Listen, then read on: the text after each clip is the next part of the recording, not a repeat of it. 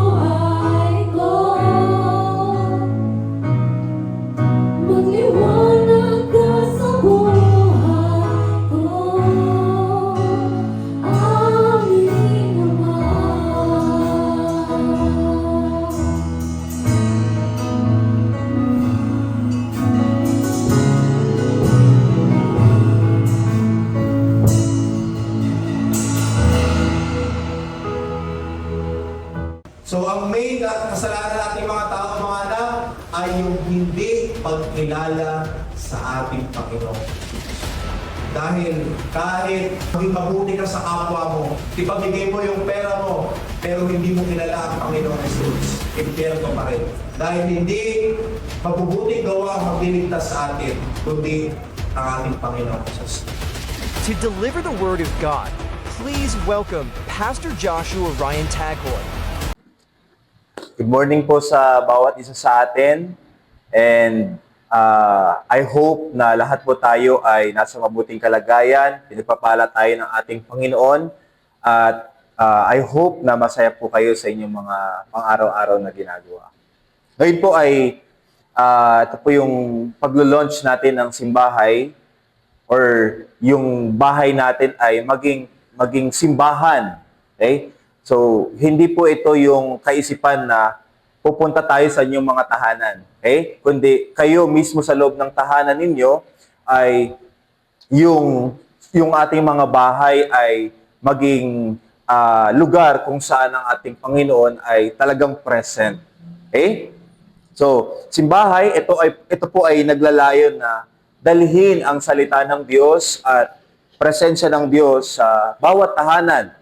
Especially dito sa ating church, sa Yeshua Harvester Church, na ang bawat leaders po na nandito, nag-church dito, ay yung ating mga kanya-kanyang tahanan ay maging dwelling place ng ating Panginoon. Okay, dahil ako po bilang pastor, naniniwala po ako na kapag ang Diyos po ay ang sentro ng bawat pamilya, naniniwala po ako na magkakaroon ng kaayusan, magkakaroon ng kapayapaan, at magkakaroon ng magandang pagsasama ang bawat miyembro ng pamilya. Kaya, kailangan natin ng ating Panginoon.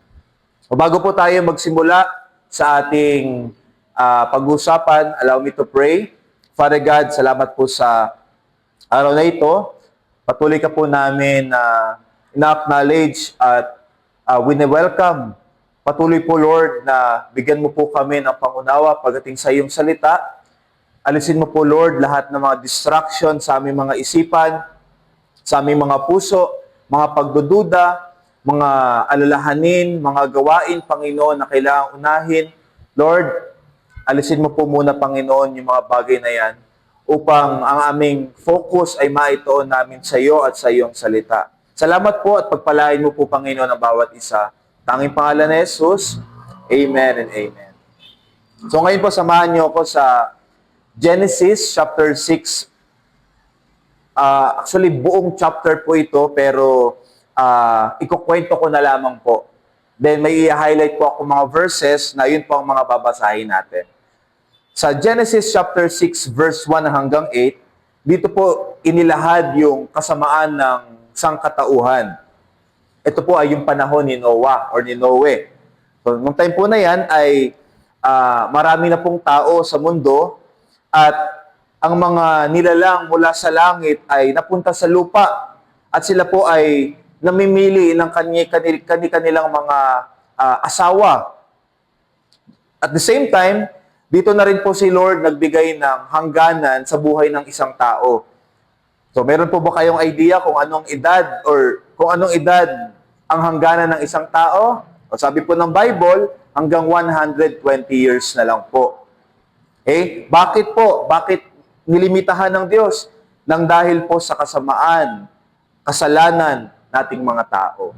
Okay? Ngayon po, bihira na lang ang umaabot ng 100. Oo. Minsan nga, 60, 70, parang sa habag na lang talaga ni Lord. Ngayon, pero ang originally talaga, si Lord hanggang 120 na lang, sabi ng ating Panginoon. Okay? Kaya, dahil lang sobrang kasamaan ng tao sa mundo during that time, ay nagpasya ang Diyos na lipulin ang sangkatauhan. Okay? Nagpasya si Lord na talagang wakasan na ang kasamaan ng mga tao, dahil ang nasa isip ng mga tao ay puro kasamaan, puro karahasan, puro paggawa ng kasalanan. Okay? Kaya si Lord umabot sa punto na kailangan ng wakasan. Okay? Then, mababasa din natin sa verses na yun, verses 1 hanggang 8, na merong nag-iisang tao na kalugod-lugod sa harapan ng Diyos. Okay? Although maraming tao ang makasalanan, pero sa harapan ng Diyos, kahit papaano may iisa. Okay? Kahit papaano may iisa. At ang pangalan niya ay si Noah or si Noe. Okay? Then, pagdating naman po sa Genesis chapter 6 verse 9 hanggang 12, ay inilahad naman po doon kung sino naman si Noe. Okay? Si Noe po ay isang matuwid at mabuting tao sa kanyang kapanahunan. Okay? Grabe, no? Tayo kaya, matitignan kaya tayo ng Diyos or sa mata kaya ng Panginoon, tayo ay mga mabubuting tao, tayo kaya ay matutuwid na tao sa panahon natin ngayon? Di natin sure. Di natin sure. Kaya, nung time na yan, matuwid at mabuting tao si Noe sa mata ng Diyos dahil namumuhay siya ayon sa kalooban ng Diyos. Amen? So, yun ang napakaganda. Dahil kung hindi tayo namumuhay sa kalooban ng Diyos, hindi po tayo matatawag na matuwid o mabuting tao. At si Noah po ay isang tatay dahil meron po siyang 3 anak na lalaki na ang pangalan po ay si Shem, si Ham, at si Japheth. Then, pagdating naman po sa Genesis chapter 6, verse 13 hanggang 22, okay, balikan lamang po natin nakita ng Diyos yung kasamaan ng sangkatauhan. Then, kahit na sa sobrang sama ng tao, ay may nakita pa rin ang Diyos na iisang matuwid. At ang pangalan niya ay si Noe. Then, dito na papasok na ang Diyos ay nagpagawa ng isang barko kay Noe. Okay? Ngayon, ang reason kung bakit nagpagawa ng barko si Lord kay Noe, nang dahil nga po sa kasamaan ng mga tao. At ang gusto ng Diyos ay lipulin na sila gamit ang matinding baha. Okay? At ang purpose ng barko, kung bakit yun ginawa ng Diyos or pinagawa ng Diyos kay Noe, ay para iligtas ang mga taong may relasyon sa Kanya. Kaso, sa panahon na yon, maliwanag sa Diyos na si Noe lang po ang matuwid. Si Noe lang po ang mabuti, si Noe lang po ang namumuhay sang-ayon sa kalooban ng Diyos. Okay? So, doon din po nakalahad yung mga materials na kailangan gamitin ni Noe, yung mga instruction, yung kung gaano ba kahaba, kung gaano kataas, kung gaano kaluwang, kung ilang silid, kung ilang palapag. So, kumpleto po yung instruction doon ng Diyos kay Noe. At lahat ng instruction ng Diyos kay Noe, nang dahil nga po siya ay sumusunod sa kalooban ng Diyos, siya ay may relasyon sa Diyos, lahat po yun ay kanyang ginawa. Okay? So, salamat kay Lord sa bagay na yon. Grabe. Pwede mo bang tanungin yung katabi mo kung siya ba ay sumusunod sa Diyos? Pakikalabit. Han, sumusunod ka ba sa kalooban ng Diyos? Kapatid, sumusunod ka ba sa kalooban ng Diyos? Napakahalagang tanong yan. Okay? Then, ito po yung babasahin kong verse sa inyo. Genesis chapter 7, verse 13 hanggang 16. So, ito na po yung time na yung pagliligtas ng Diyos kay Noe at sa kanyang pamilya. Verse 13. Noong mismong araw na nagsimulang umulan, pumasok sa barko si Noe, ang asawa niya at tatlo nilang anak na sina Shem, Ham at Japheth, kasama ang mga asawa nila. Verse 14. Kasama rin nila ang lahat ng uri ng hayop, mga lumalakad, gumagapang at lumilipad. Verse 15 hanggang 16. Ayon sa iniutos ng Diyos kay Noe, pinapasok niya sa barko ang bawat pares ng lahat ng uri ng hayop na lumalapit sa kanya. Pagkatapos, isinara ng Panginoon ang barko. Take note, ang Diyos ang nagsara ng barko. Dahil si Lord ang nag-utos ng pagliligtas, si Lord din ang nagdikta sa kung sino lang dapat ang nasa sa loob. Dahil alam ng Diyos ang puso ng tao. Alam ng Diyos ang pagpapasya nating mga tao. Okay? Then, verse 23 ng chapter 7. Nilipol ang lahat ng tao at ang lahat ng hayop sa mundo. Si Noe lang at ang mga kasama niya sa loob ng barko ang hindi namatay. Grabe. So, Yung kwento po ni Noe ay mensahe ng Diyos, hindi para takutin tayo mga tao. Okay? Ito po ay mensahe ng Diyos para ipaalam sa atin na siya ay nagbibigay ng pag-asa kahit na tayo ay nagkasala. Amen po ba? So, napakahalaga po yan. So, gaya ng mga taong nabubuhay sa panahon ni Noe, tayo po ay may mga nagagawa rin kasalanan sa harapan ng Diyos. Amen po ba? Nag-agree ka ba dyan na ikaw rin ay nagkasala? So ako bilang pastor ay hindi ko pwedeng sabihin na ako ay perfect na. Ako pa rin po ay nagkakasala, even yung mga leader sa loob ng simbahan, kami po ay nagkakasala pa rin sa harapan ng Diyos. At nang dahil lang sa biyaya ng Diyos, kaya tayo nakakapagpatuloy na maglingkod sa Kanya. Okay? Kaya kung wala ang Diyos, nako, problema po yan. Problema po yan. Kasi yung mga tao po na namatay during ng time ni Noe, ay hindi po nila in-invite ang Diyos. Hindi po nila kinilala ang Diyos. Hindi po sila naglagay ng relasyon sa Diyos. Kaya ang kanilang buhay ay napahamak. Pero may isang tao. May isang tao na naligtas kasama ang kanyang pamilya nang dahil siya ay matuwid, mabuti, at sumusunod sa kalooban ng Diyos. Alam ng Diyos yung puso ni Noe, kaya siya yung niligtas ng ating Panginoon. Amen? Kaya nung pinagawa siya ng barko, agad-agad ginawa niya. Ganto kalaki, ganto kalapad, ganto kaluwag, ganto yung gantong palapag. Lahat yun ay ginawa ni Noe nang dahil siya nga po ay merong relasyon sa ating Panginoon. Amen po ba? Oo. Ngayon, mga kapatid, tayo po ay kailangang umamin sa ating mga sarili na tayo po ay makasalanan. Maamin ka ba na ikaw ay nagkasala? Kasi sa lahat ng ginagawa natin, minsan nga hindi natin namamalayan na nagkakasala na pala tayo. Sa mga isipan natin, may mga karumihan din. Sa mga salita na lumalabas sa bibig natin, may mga hindi rin magaganda, mga salitang nakakasakit, mga salitang merong sumpa, di ba? Di ba? Minsan yung tatay, murahin yung anak, di ba? Hindi magandang salita.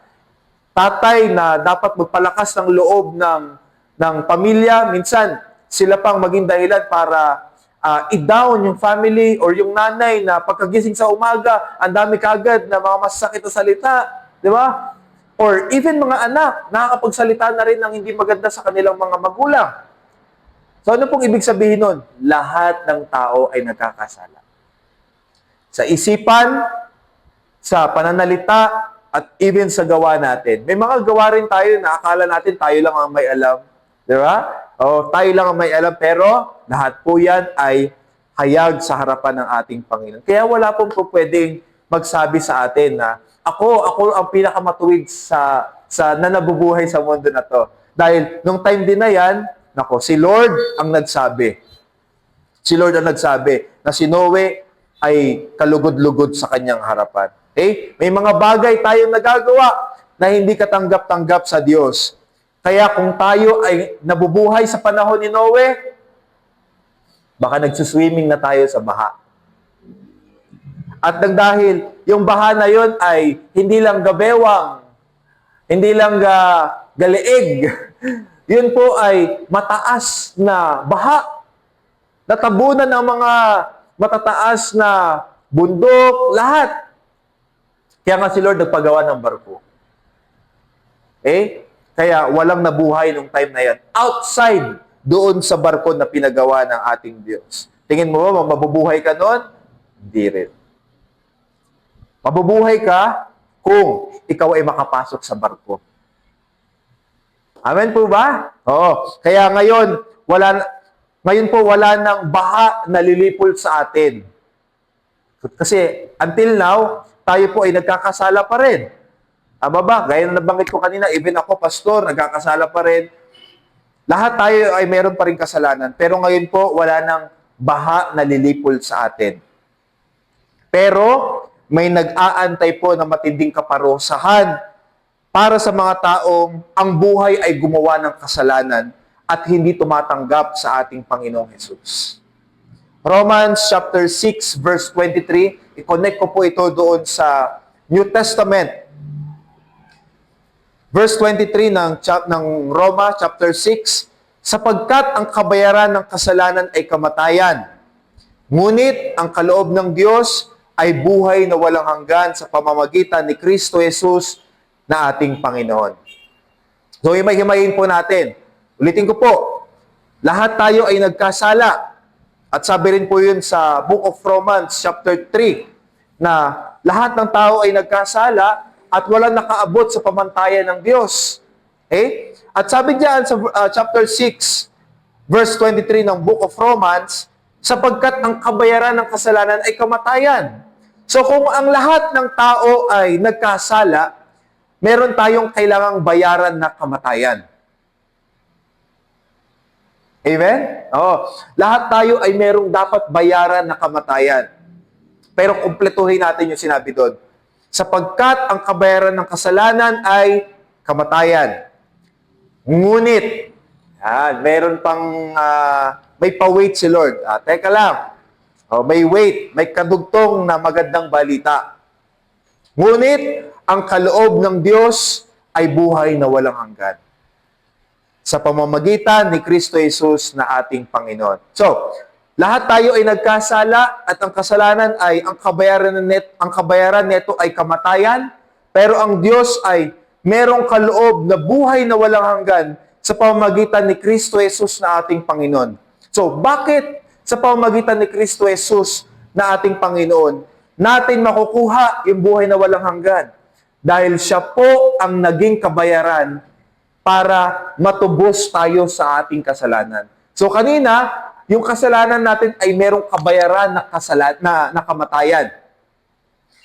Pero hindi naman tayo ang namatay.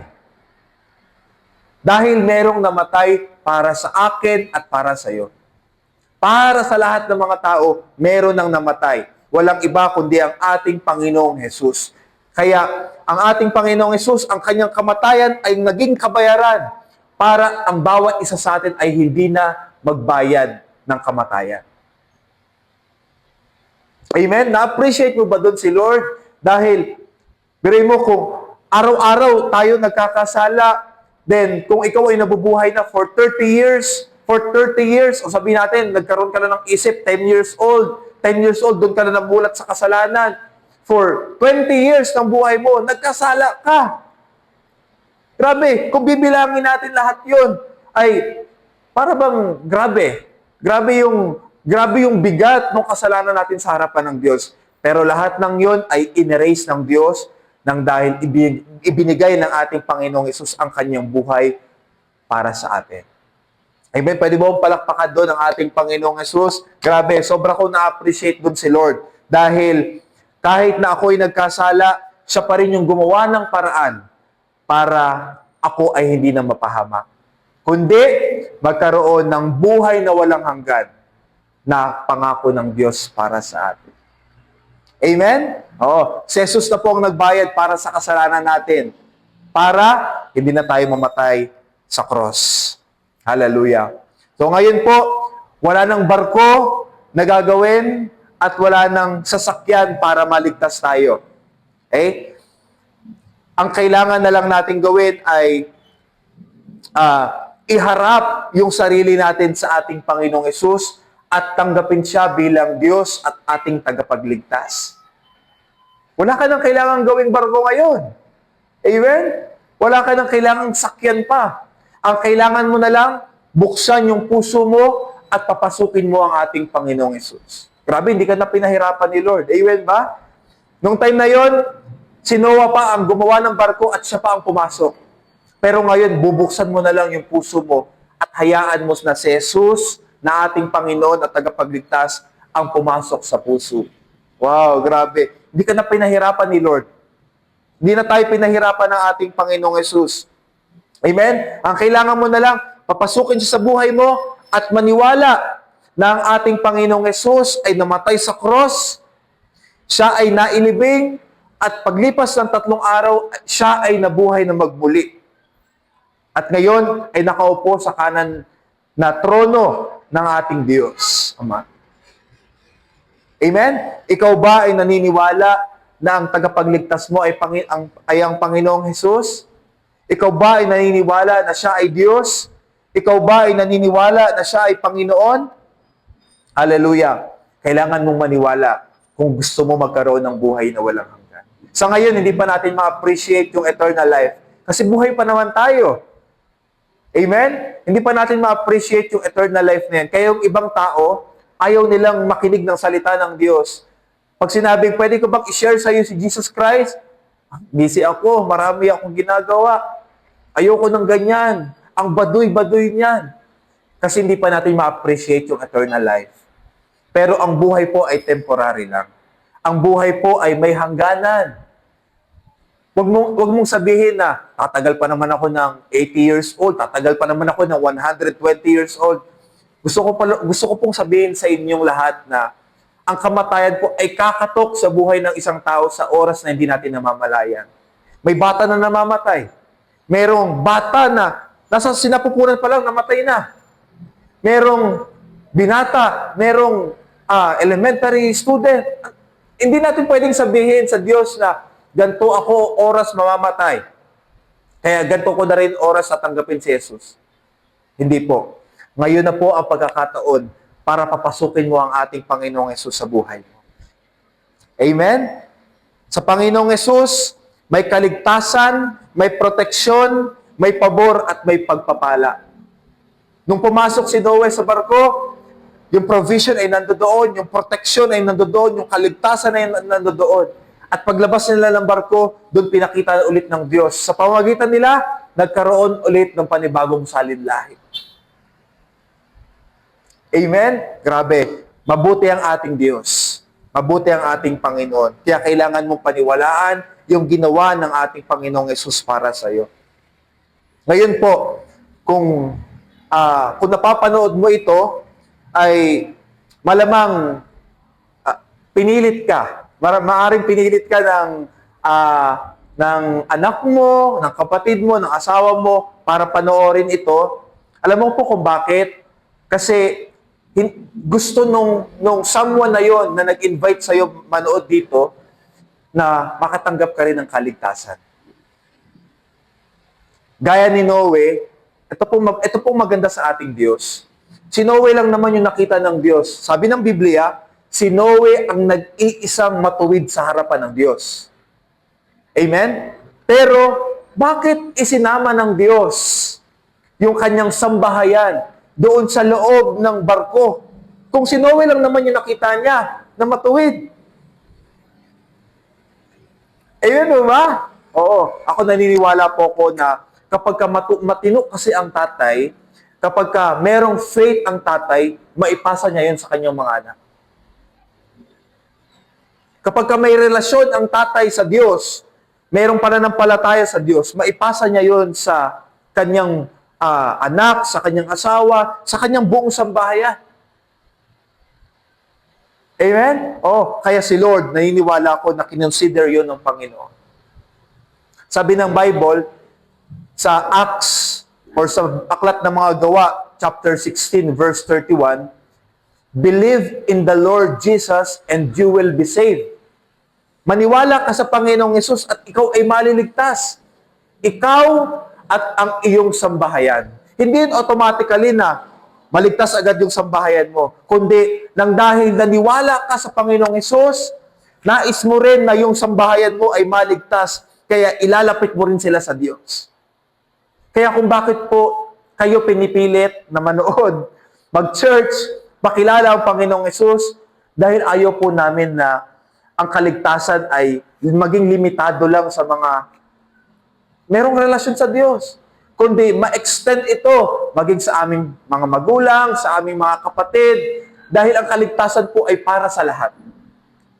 Ngayon po, ako bilang isang, ako po ay anak din. Ako po ay tatay at the same time isang anak. Ngayon po ay,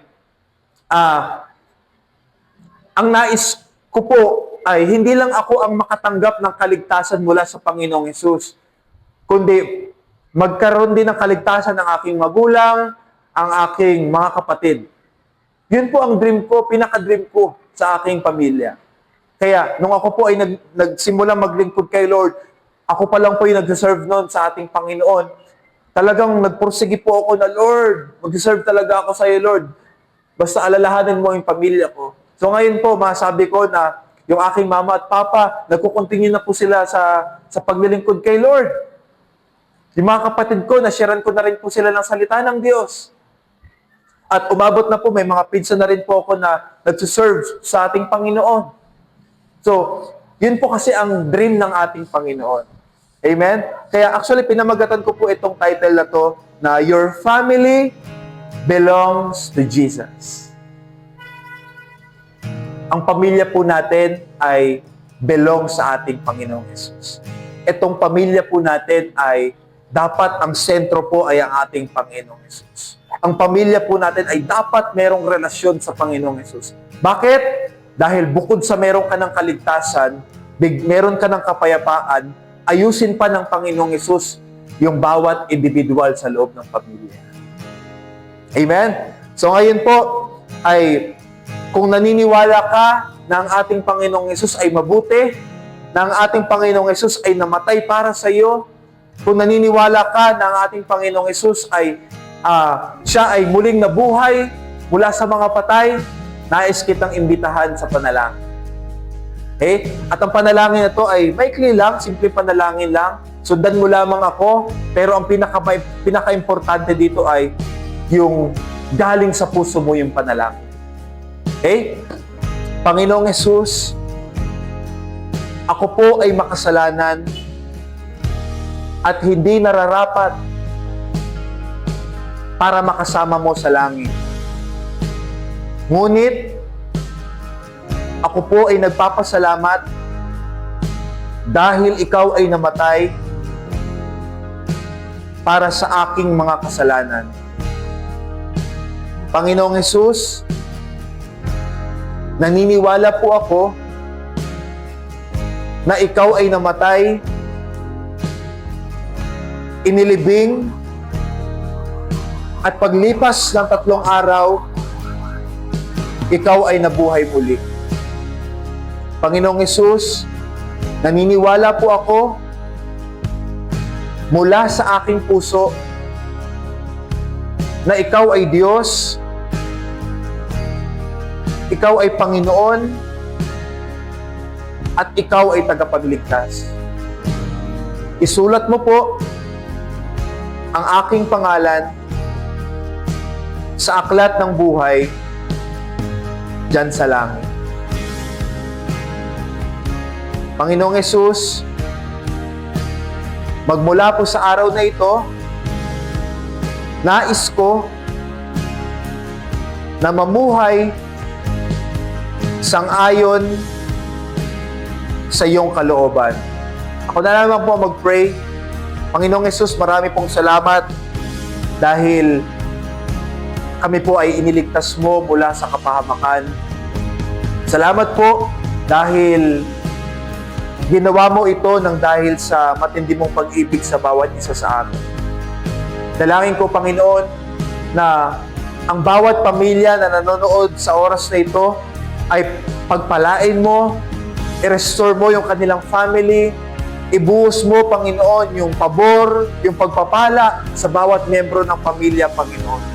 At panatilihin mo, Lord, yung magandang relasyon sa bawat isa.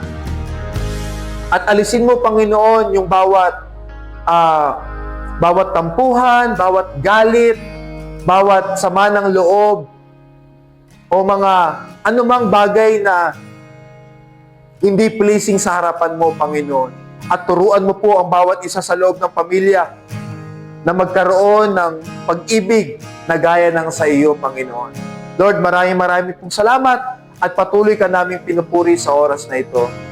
Lord, i-bless niyo po ang bawat family, especially, Lord, yung mga connected, Lord, sa simbahan na ito, Panginoon. Simbahan ng Yeshua Harvester Church, Lord, sa lahat, Panginoon, ng branches, Lord, pagpalain niyo po ang bawat isa. Maraming pong salamat, Lord, at lahat po ng kapurihan ay tinataas namin sa iyo. Tanging pangalan ni Jesus, Amen. Marami pong salamat at pagpalain po tayo ng ating Panginoon. Hello! Magandang araw po sa ating lahat. Ngayon dadako na po tayo sa ating exhortation. Ako po si Blair and nandito po ako para magbahagi ng isang short message of encouragement about giving. Alam ko po na lahat po tayo na nanonood ngayon ay generous.